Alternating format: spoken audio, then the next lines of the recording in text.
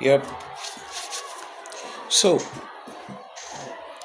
today is 7th of July 2026, and today is the second day of me being consistent, making YouTube videos, sharing my documents, sharing my journey, documenting my journey. And on my last video, I said I was going to, uh, tell y'all what I've been doing since January. Like I said before, January to date has been a lot. A lot has happened. I have traded, lost money, made money, so many other things, and so many other things. So this is the second half of the year, and I want to document this journey till like the end of the year, which is December this year. And like I said yesterday, I see a lot of these videos whereby change these three things to improve your trading, do this thing to improve your trading, I've watched all those videos and it didn't actually change anything. As much as we could, or we can all go through these videos and be like, yeah, this is true, but you would agree with me that now on YouTube we have thousands of trading guys, thousands of trading G, thousands of people trading, people giving you advice, do this, do that, do this, and still yet the percentage hasn't changed. And why? Is because I think it's because we have more watchers. We have more people watching than more like people doing.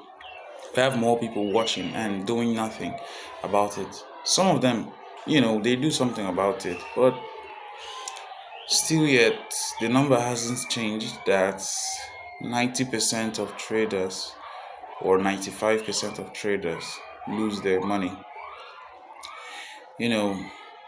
I am with the 95% of traders because long term I'm in serious loss. I go to my broker, I check, performance, and I see that over the last year, over a year now, I've been making money, lost money, make money, lose money, make money, lose money, just like that. And it got me worried though. It's got me worried. There are many times whereby I thought of quitting, trading, but quit and do what? Quit and do what? I've come too far just to quit. I've come too far just to quit.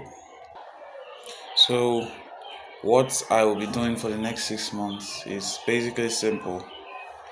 I will trade, journal my trades, journal my entries, my exits, learn from each trades, and I think that's the way for traders to grow.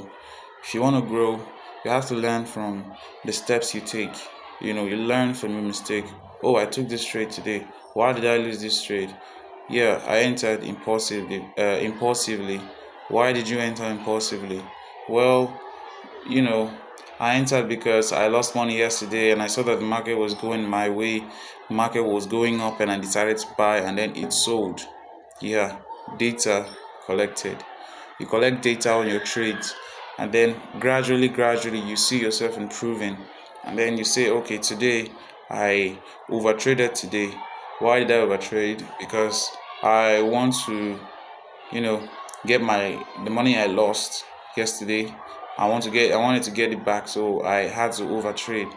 And you put that in to your journal and you reflect on it so that next time when that urge comes to overtrade, you're not going to overtrade again. I think that's the way for traders to go. And honestly, I've been doing this thing for like few months now and I'm seeing a little bit of progression on my own end, a little bit of I see that my trades are going, now trade has become started to get boring. It starting to get boring because I'll stay for 2, 3, 4, 5 days a week, and no reasonable setups would come. And if a setup doesn't come, I won't trade if a setup don't come. And not like before, unlike before, whereby I would force these trades. I can't sit a day and be like, oh, there's no trade. I can sit in the morning, sit through London session, no trade. Maybe the market is consolidating.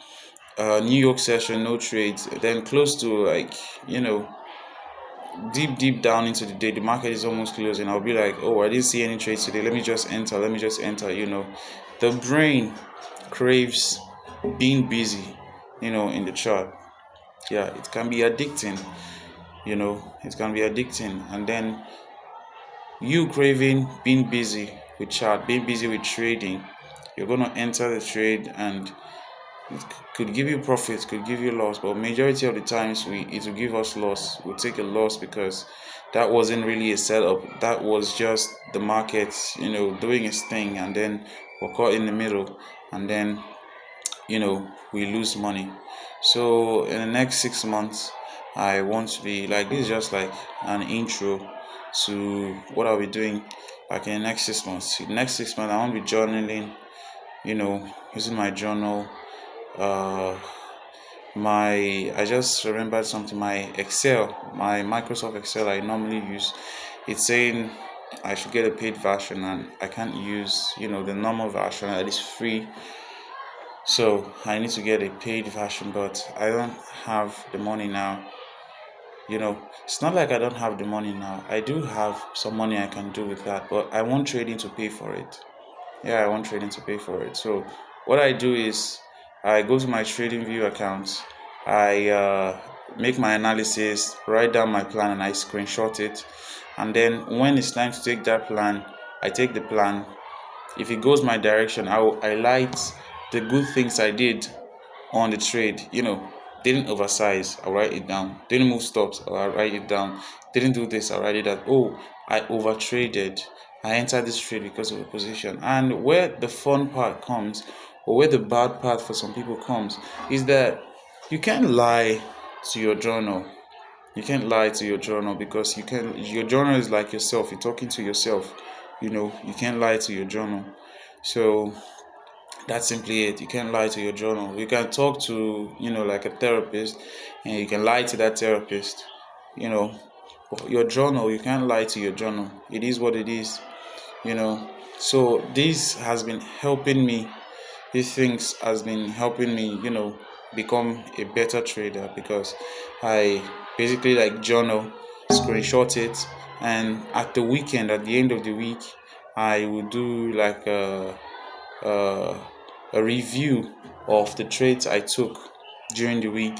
I'll do a review of it, just like that and like that and like that. And that's how I do it every weekend. Though I'm not really free like on the weekends. I'm not really free on the weekends because I'm a barber. Yeah, I cut hair, and we're using that to, like live life, follow up, and that's it. So we're going to be using these journals to see our flaws and try as much as possible to, become better. To become better, we're going to use it to, like, better ourselves and so many other things. And for the since the past months, I've been on this thing whereby I've had this, outline of what I want to do in the next 6 months. So the 6 months has already started. One side, I want to be consistent, in documenting, in trading, making this video, because I've actually been procrastinating since January. I've actually been procrastinating. That's one. And then two, on the other hand, I want to get to a significant amount of capital. Can't just start, saving up money to get a capital. And here, I don't want to collect somebody's money and trade with them. It doesn't really sit well with me because, okay, well, how much are they going to give you? They're going to give you $200. $200, and not everybody has the trading mindset of, yeah, you can stay 2 weeks, no trades. You know, not everybody has that. So, if you're here's why it's dangerous, because number one, you don't control the market. The market you can have 10 stop losses and that money is gone, and then how are you going to pay back the person? You're going to put yourself in some serious situations of which you're not easily going to get out from. That's one reason I don't want to take somebody's money to like trade for them. Then number two, another reason is not everybody has the psychology of trading. You as a trader might have the psychology of trading, but the person you are trading for, the person you are doing the trades for, might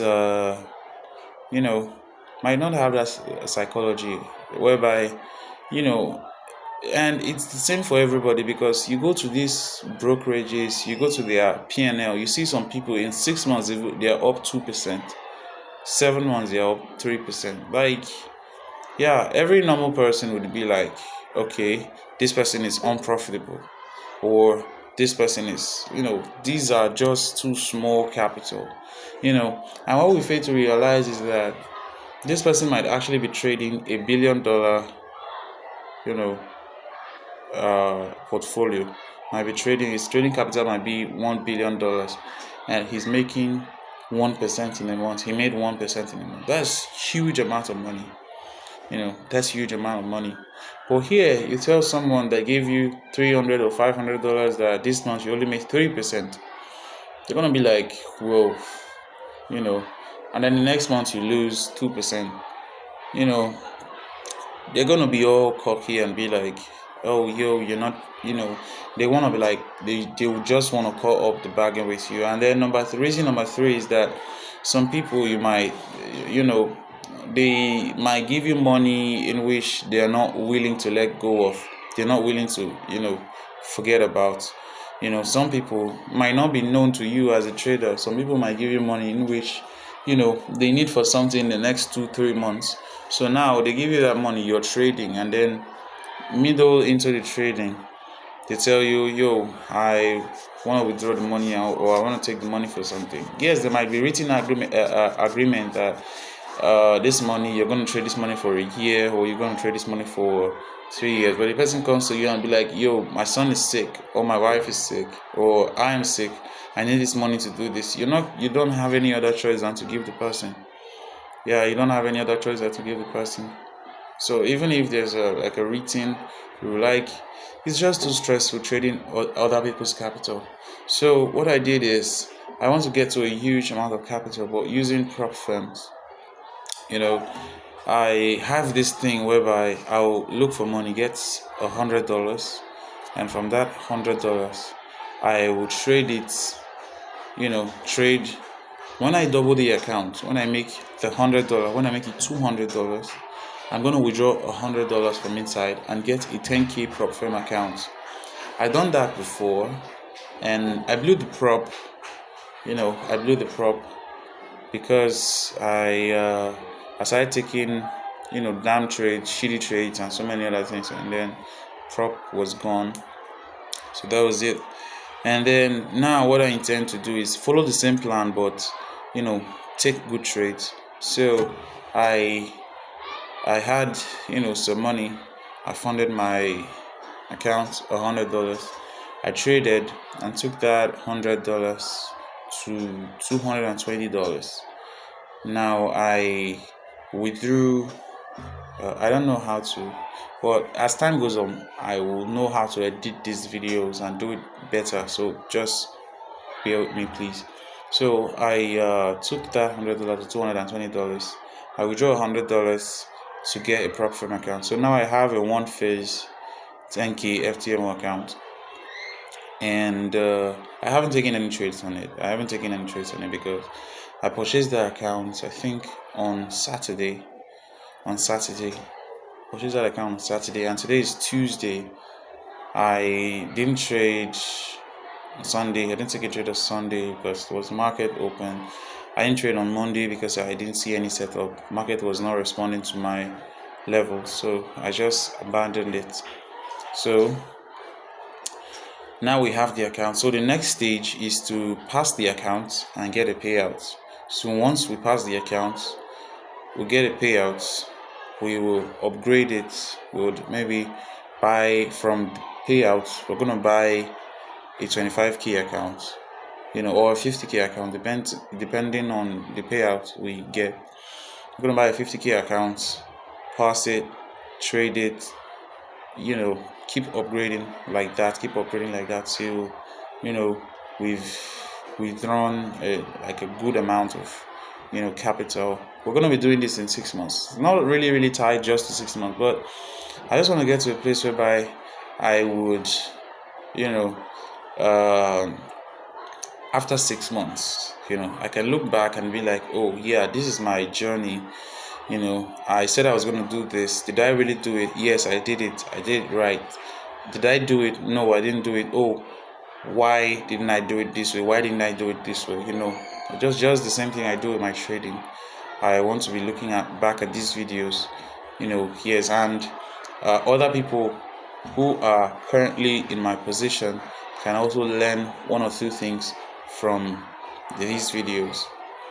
So I'm going to be posting a lot, going to be sharing my journey on this platform, so stay tuned. So we've grown the account. We have a 10k account now, so all we have to do now is pass the account to get a payout. So I'll update you guys on the next step I'm taking, the next couple of trades, what we're doing. Peace.